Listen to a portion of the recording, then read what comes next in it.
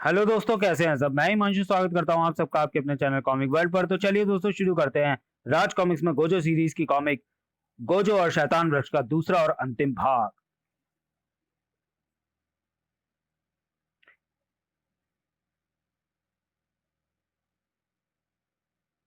इधर घटोत्केतु हंगामा मचाता हुआ शस्त्रागार में पहुंच चुका था।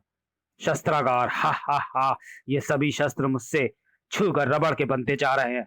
गोजो ने अपनी एक शक्ति को मेरे पीछे बाज रूप में लगाया था, इसलिए मैंने तब अपना रुख कुश की ओर कर लिया था और मुझे उस ओर जाता देख वह बाज वापस लौट गया ताकि गोजो को मेरे इरादों की भनक दे सके। हा हा हा हा हा, जबकि उसकी वापसी के साथ ही मेरी भी इधर वापसी हो गई। अब गोजो अवश्य कुछ गया होगा और जब वह वापस लौटेगा तो इसे कई हंगामे खेज दृश्य देखने को मिलेंगे, जबकि उस समय मैं रवाना हो चुका होऊंगा कंचन के पास उसे उठा लाने के लिए। वह शैतान, पकड़ो, मारो उसे। गेंद की बाती उछल उछल कर उनके बीच से निकलता चला गया घटोत्केतु और उसके शरीर से टकरा टकरा कर शस्त्र रबड़ में परिवर्तित होते चले गए। हा हा हा हा हा हा, मारो मुझ पर जितने शस्त्र बरसा सकते हो बरसाओ। थम थम थम। विवाह समारोह में सम्मिलित होने आए मेहमान देशों के राजा महाराजाओं की उसे रोकने की चेष्टा व्यर्थ चली गई। उफ, इनसे टकराकर तो शस्त्र रबड़ में परिवर्तित हुए जा रहे हैं। हमारे पास इसे रोकने के लिए और शस्त्र नहीं है। शस्त्रागार के सभी शस्त्र रबड़ के बन चुके हैं। इसे गोजो रोक सकता है और गोजो यहाँ नहीं है। क्या हुआ, तुम तो थक गए लगते हो।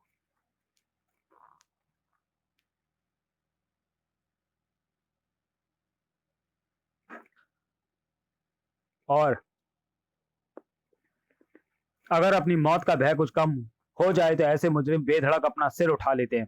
हा हा, लूट लो पूरे नगर को। डाकू आ गए, पिजोरा में डाकू। उफ नहीं, जबरदस्त लूट मार होने लगी। लूट लो, आज हमें सैनिकों का भी डर नहीं, क्योंकि नियत्ते सैनिक हमसे नहीं टकरा पाएंगे। हा हा हा हा हा हा हा हा। अगर घटोत्केतु चाहे तो मैं उसे अपने दल का सरदार घोषित कर दूं। वाह, पूरे नगर में एक भी शस्त्र सही सलामत नहीं बचा। हा हा हा हा। सरदार, लूट सफल रही और अब तुम भी सही सलामत नहीं बचोगे डाकू शैतान सिंह। ओ खोजो, लेकिन इतने बड़े पिजौरा में यह लूटमार तो बड़े पैमाने पर कई स्थानों पर हो रही थी। लूटो लूटो, हा हा हा हा हा। विवश होकर सैनिकों को डंडों को ही शस्त्र बनाना पड़ा, किंतु डंडों से वे कैसे सामना कर पाते उन पैने शस्त्रों का। आ उफ, हा हा हा हा हा। राजा ढिंडोरा देव और महर्षि तप्तमुखी भी वापस महल पहुंच चुके थे और घटोत्केतु के कारनामे सुनकर दांतों तले उंगली दबा बैठे थे। उफ नहीं, इतने विशाल शस्त्रों के सुरक्षित भंडार को उसने रबड़ में परिवर्तित कर दिया। और इधर न जाने यही मैं कहां गायब हो गया राजकुमार रत्नदेव। राही में कहां गायब हो गया राजकुमार रत्नदेव। उफ, क्या हो रहा है ये सब महर्षि। धैर्य से काम लो राजन। इतना सब होने के बाद भी मैं धैर्य कहां से लाऊं महर्षि। महाराज की जय हो महाराज। शस्त्रों के रबड़ में परिवर्तित हो जाने की सूचना ने तूफान खड़ा कर दिया है। कई डाकू दलों ने पिजौरा में हंगामा मचा दिया है, जिनसे गोजो अपनी शक्तियों के साथ निपटने की चेष्टा कर रहा है। अब हमारे लिए क्या आदेश है। क्या, ओह, ये एक और नई मुसीबत। इतनी जल्दी तो शस्त्रों की नई खेप भी तैयार नहीं हो सकती। गोजो इस संकट से निपट लेगा राजन। गोजो ने अपनी पूरी शक्ति के साथ गोजो अपनी पूरी शक्ति के साथ उस समस्या से जूझ रहा था जिसकी जड़ में सिर्फ और सिर्फ घटोत्केतु था। गोजो कत्तम जैसे शैतानों का मुंह तोड़ने के लिए शस्त्रों की जरूरत नहीं पड़ती। उसके हाथ पांव हुई तो बस सबक सिखाने के लिए काफी है। आ सुश। इधर कई राजाओं की आपातकालीन सभा में कुछ निर्णय लिए जा रहे थे। हमारा भी यही कहना है। इस स्थिति से निपटने के लिए शस्त्र हमारे राज्यों से मंगाए जाएं। मुझे आप लोगों का प्रस्ताव मंजूर है, पर चूंकि घटोत्केतु उड़ नहीं सकता, केवल एक निश्चित सीमा तक उछल सकता है, इसलिए शस्त्र लाने का कार्य करेंगे गोजो का अद्भुत वाहन मंकोट और गोजो की शाकाल शक्ति, ताकि घटोत्केतु राह ही में इन शस्त्रों को भी छूकर रबड़ का ना बना सके। गोजो पिंजौरा को जल्दी ही डाकुओं के आतंक से मुक्त कराता चला गया। जकड़ लो इन्हें। तब राजा ढिंढोरा देव ने के निमंत्रण पर गोजो पहुंचा महल और इस प्रकार मंकोट पर रवाना हुआ शाकाल। मंकोट के साथ अति शीघ्र जाओ शाकाल। तुम्हें प्रत्येक राज्य के राजा का फरमान जारी कर दिया गया है, जिससे तुम्हें शस्त्र प्राप्त करने में कोई मुश्किल नहीं आएगी। इधर गोजो घोड़े पर सवार हुआ बढ़ चला न जाने कहां। अब मुझे तुरंत वह कार्य पूर्ण कर लेना चाहिए। शीघ्र ही महर्षि। मुझे आपसे एक आवश्यक कार्य है। गोजो, पिंजौरा पर गहन संकट के बादल छाए हैं। आज मुझे भी महसूस हो रहा है कि सचमुच तुम्हारी तीसरी या गुरु घंटाल और बिल्लारा जैसी शक्तियों के खो जाने से मानवता को कितनी बड़ी हानि हुई है। गोजो ने तुरंत ही सपाट और स्पष्ट शब्दों में कहा, आपको मेरे साथ अतिशीघ्र चलना होगा महर्षि। मगर कहाँ? यह मैं आपके यह मैं अपने गंतव्य पर पहुंचकर ही बताऊंगा महर्षि। मुझे भी तुमसे एक प्रश्न पूछना है, वह भी तुमसे वहीं पहुंचकर पूछूंगा। दोनों घोड़ों पर दो घोड़ों पर दोनों रवाना हुए। गोजो ने महर्षि तप्तमुखी के साथ एक गुफा में प्रवेश किया। चले आइए महर्षि, चले आइए महर्षि। और उस वक्त बेइंतहा उछल पड़े महर्षि तप्तमुखी। गोजो, ये क्या? तो क्या? उफ! गोजो के हाथ तुरंत ही क्षमा याचना की मुद्रा में जुड़ गए। जी हाँ महर्षि, मैंने ही कंचन को शाकाल के बाज के रूप की मदद से उसके कक्ष से गायब करवाया था। ओह, यही संदेह हुआ था हमें कंचन के कक्ष में बाज का पंख देखकर। और यही प्रश्न मैं तुमसे पूछना चाहता था गोजो की, जिसके जवाब को सामने ला खड़ा किया तुमने। मगर तुमने ऐसा क्यों किया? यह अपराध है गोजो। मैं यह अपराध करने पर विवश था महर्षि, क्योंकि यह अपराध ही मेरे रास्ते की उस बाधा को दूर कर सकता है महर्षि, जिसका नाम है विवाह। मेरा विवाह ही गुरु घंटाल तीसरी का बिल्लारा का पुनः वापस प्राप्त करने की पहली शर्त बताई थी आपने, जिसे मैं अब पूरा करूंगा महर्षि। क्योंकि कंचन ही एकमात्र ऐसी कन्या है जिसे सदा सुहागन का वर प्राप्त है।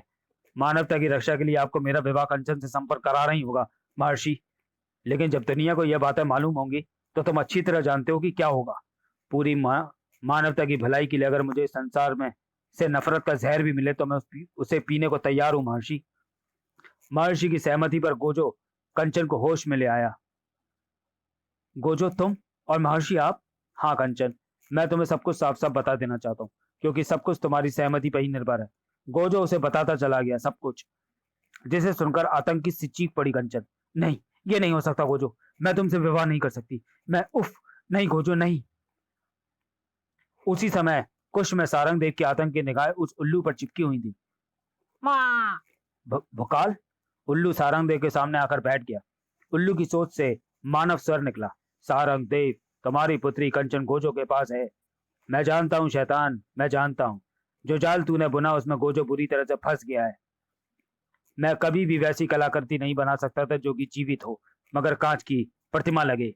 तुम नहीं अपने जादू के बल पर उसे जड़ करके उसकी जड़ता को ऐन उस वक्त खत्म किया जबकि मेरा तुम्हें इशारा हुआ। और यह झूठ भी तुम्हारे ही कहने पर मैंने राजा ढिंढोरा देव के सामने कहा कि कंचन को सदा सुहागन का वर प्राप्त है।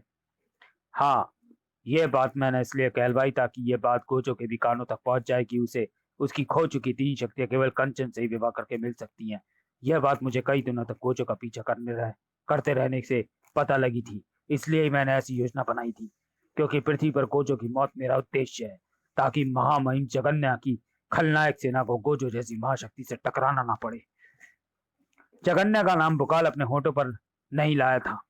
गोजो को शाप है कि वरमाला किसी कन्या के गले में डालती उसकी मृत्यु हो जाएगी, और अब ऐसा ही होगा। गोजो कंचन के गले में वरमाला डालेगा और पर तुम घबराओ मत, पर तुम मत घबराओ। गोजो की मृत्यु के पश्चात तुम दोनों की चीजें तुम्हें सौंप दी जाएंगी और यह हमारी आखिरी मुलाकात है। बाज की तरह उस पर झपट पड़ा सारंग देव। मैं ऐसे ही किसी क्षण की प्रतीक्षा में था शैतान, मैं गोजो को बचाऊंगा। सारंग देव के हाथ में दिखाई पड़ी छुरी। बुकाल पर छुरी का वार करने के लिए उठाई सारंग देव का हाथ कि न जाने कैसे उस कैद से छूटकर सारंग देव पर टूट पड़ा बुकाल। बुकाल, अब तुझे तेरी इस गुस्ताखी का दंड देगा। आ! सारंग देव का प्राणघातक चोट करके उड़ चला बुकाल। आ!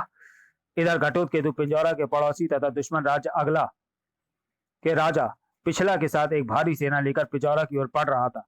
इस युद्ध में अगला की जीत निश्चित है। अगला की जीत के बाद मेरा अगला निशाना भी अगला होगा। राजा पिछला को वह पिंजौरा की स्थिति के विषय में सब कुछ बताकर अपने विश्वास में ले चुका था। इधर महर्षि ने कंचन की आंखों में झांका। कंचन, तुम्हें गोजो से विवाह करना ही होगा। है? हाँ महर्षि, मैं तैयार हूँ। महर्षि की आंखों ने उसे सम्मोहित कर डाला था।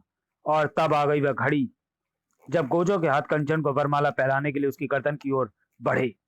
उफ! कितने बड़े धोखे का शिकार होने वाला था गोजो। दुश्मनों द्वारा बुने गए एक भयानक जाल में फंसने जा रहा था वो। लेकिन होनी तो बलवान होती है। तीर वरमाला को टुकड़ों में बदलता चला गया था। सामने आंखों से शोले बरसाता खड़ा था रत्नदेव। गोजो, धोखेबाज। मैं तो कंचन के कक्ष की खिड़की पर अटके बाज के पंख को देखते ही समझ गया था कि यह काम अपनी शाकाल शक्ति द्वारा तुम नहीं करवाया है, और तभी मैंने तुम पर नजर रखने की ठान ली थी कि तुम कंचन के पास जरूर आओगे, जाओगे, लेकिन सिर्फ मुझे इसी प्रश्न का उत्तर चाहिए था कि तुमने ऐसा क्यों किया। वह भी मुझे यहाँ तुम्हारी बातें सुनकर मिल गया। महर्षि, मुझे दुख है कि आप भी गोजो के साथ इस अपराध में बराबर की शरीक है। मैं कंचन से प्रेम करता हूँ और उसी की कसम खाकर कहता हूँ कि मेरा विवाह सिर्फ और सिर्फ कंचन से ही होगा। इसलिए कंचन को मेरे सुपुर्द कर दो, अन्यथा मैं स्वयं को खत्म कर दूंगा। नहीं, तुम ऐसा नहीं करोगे रत्नदेव। मैं अक्षर ऐसा ही करूंगा, क्योंकि मैं कंचन से अतिशीघ्र विवाह करना चाहता हूँ। कंचन को उस जिद्दी को सौंपना ही पड़ा उन्हें। रत्नदेव, तुम नहीं जानते कि तुम अपने स्वार्थ में अंधे होकर। बस महर्षि, बस। मैं कंचन से प्रेम करता हूँ, मैं केवल इतना जानता हूँ। उफ, इस समय मेरी शाकाल शक्ति भी मेरे पास नहीं है, अन्यथा खंजर इसके हाथों से छीनते मुझे देर ना लगती। रत्नदेव कंचन को साथ लेकर घोड़े पर उड़ चला। महर्षि, उफ, उसने हमारे घोड़ों को पहले ही यहाँ से भगा दिया है। तभी सारंगदेव, तुम यहाँ?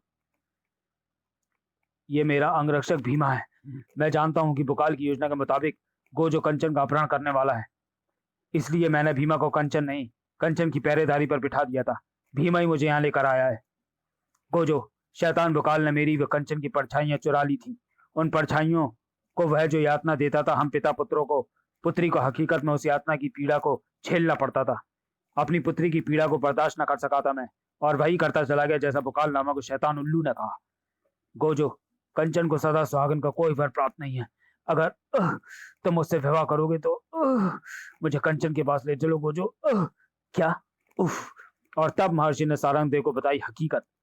चल मंकोट, जल्दी कर। अगर राजकुमार रत्नदेव यह विवाह करने में सफल हो गया तो 7 दिनों के भीतर उसकी मौत हो जाएगी। तब शाकाल ने उसे दी एक और सनसनीखेज सूचना।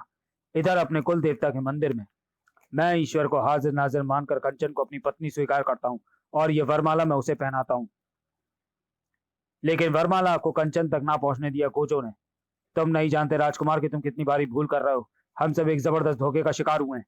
मैं तुम्हारी मंशा खूब समझता हूँ गोजो। शाकाल की दी सूचना भी समाधान करना है, उसके लिए मुझे तुरंत इसे बेहोश करना होगा। गोजो के एक ही बार में रत्नदेव होश खो बैठा। इधर नगर में सीमा पर ही राजा ढिंडोरा देव की सशस्त्र सेना ने अगला राज्य की दुश्मन सेना का डटकर मुकाबला किया, जिसमें अगला की जबरदस्त पराजय हुई। घटोत्केतु का सामना किया गोजो ने। घटोत्केतु, तेरा मेरा ये युद्ध आखिरी होगा। शाकाल, मुझे अपनी शक्ति दिए रखो। उफ, अंगारे। घटोत्केतु गेंद के समान उछलता चला गया, मगर घटोत्केतु, अब मैं जान चुका हूं तू एक बार में कितनी लंबी छलांग लगा पाता है, इसलिए मैं तेरे पहुंचने से पूर्व ही वहां मौजूद रहूंगा, तुझे तेरी शैतानियों का सबक सिखाने के लिए।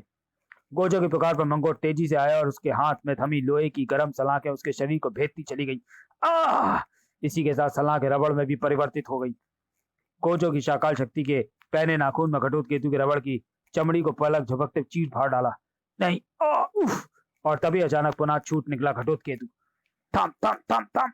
इस स्थिति में यहाँ रुकना, सीधे सीधे आत्महत्या करना होगा। गोजो उसके पीछे लपका। उस पिंजरे में समा गया वह ठीक शक्ति वृक्ष के नीचे। हे रबड़देव, मेरे शरीर के क्षतिग्रस्त अंगों को पुनः लचीली शक्ति प्रदान करें। शक्ति वृक्ष से टपकना शुरू हो गया वह लचीला पदार्थ जो घटोत्केतु के शरीर को ढकने लगा। टप टप। शाकाल द्वारा बताई गई जगह पर तभी आ पहुंचा गोजो। ओह, तो शैतान रबड़ के इस बक्से से करता है अपने क्षतिग्रस्त अंगों की मरम्मत। गोजो को वहां देखकर घबरा उठा घटोत्केतु और अनायास उसके मुंह से निकला, महामहिम जगन्या, मैं अपने उद्देश्य में असफल हो गया, कृपया मुझे वापस बुला ले। दूसरे ही पल पिंजरे से गायब हो गया घटोत्केतु। भक। ओह, कहां गया घटोत्केतु? लेकिन गोजो को अपने उस प्रश्न का उत्तर अब आसानी से नहीं मिलने वाला था। और इधर जब महर्षि तप्तमुखी ने कंचन का सम्मान दूर किया तो सारी बातें स्वयं कंचन के मुंह से सुनकर स्तब्ध हो उठा था। रत्नदेव, हक्के बक्के रह गए थे राजा ढिंडोरा देव तथा अन्य वे सभी लोग जिसे हकीकत का पता चला। और इधर मनी मनसादा सुहागन का वर प्राप्त कर लेने की ठान चुकी थी कंचन भी। समाप्त। तो चलिए दोस्तों, वीडियो को यहीं समाप्त करते हैं और मिलते हैं गोजो सीरीज की अगली कॉमिक्स गोजो और कंचा में। तब तक के लिए धन्यवाद।